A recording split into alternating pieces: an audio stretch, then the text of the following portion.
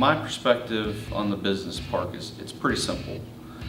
I see this as our starting block, and it is our aid to help us diversify our natural inner city economy, if you will. For too long, the burden of survival has been on nothing but rooftops, and we've asked the citizens that live in these houses to pay for everything. So for me, I see this as kind of that starting jump-off spot to get some more businesses in the town to help pay and lower that burden on our residents. We, the council and the staff, have talked about this whole live, work, and play environment. And for me, this adds that work element.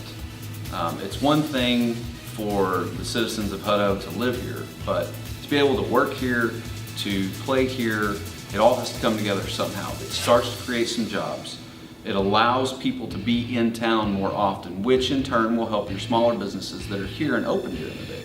That's really something that we felt that we needed to bring to Hutto. We have now a development agreement with the Schneider family, who own the property, as well as Titan Development, who's very well known and has a long history of building business parks from New Mexico, but also building business parks in the central Austin market area. So they chose Hutto as their next location, and we're very excited about that.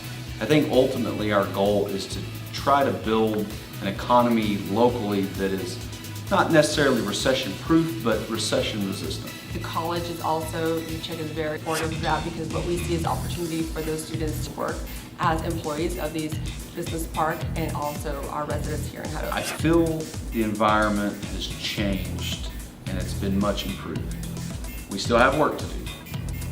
You can't build Rome in a day. I think the City Council has sent a really clear message in terms of being open for business, being available, looking at our codes, consolidating our codes, and really making it easy for developers to come and do business in Hutto. The catch to that is we're still being careful as we go through them, because we do want to make sure that our community grows the right way. There is some concern about whether this is going to be an industrial park, and I know that it was kind of listed as that.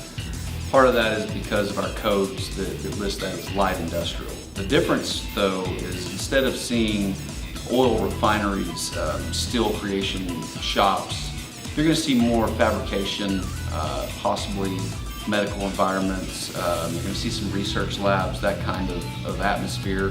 It's not the big grand scale of, we're not going to be refining oil or creating coal or anything like that. It's more of packaging and reshipping and assembling and those kind of things. Normal everyday jobs that most of our citizens in this community do.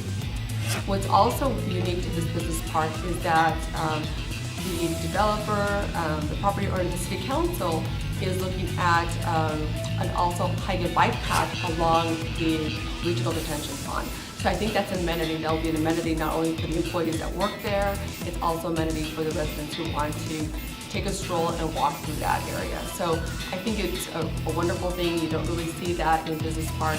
That's really something that we felt that we needed to bring to Hutto, a business park, to also be able to compete in the Austin MSA area.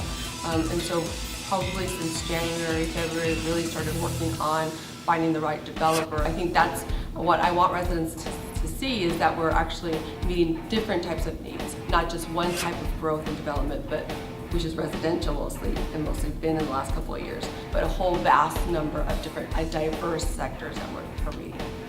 Embrace the amount of opportunities that are going to come with the business park. The change is here and it's already happening. We have to embrace that, though, and try to form it and conform to it so that we can do it the right way.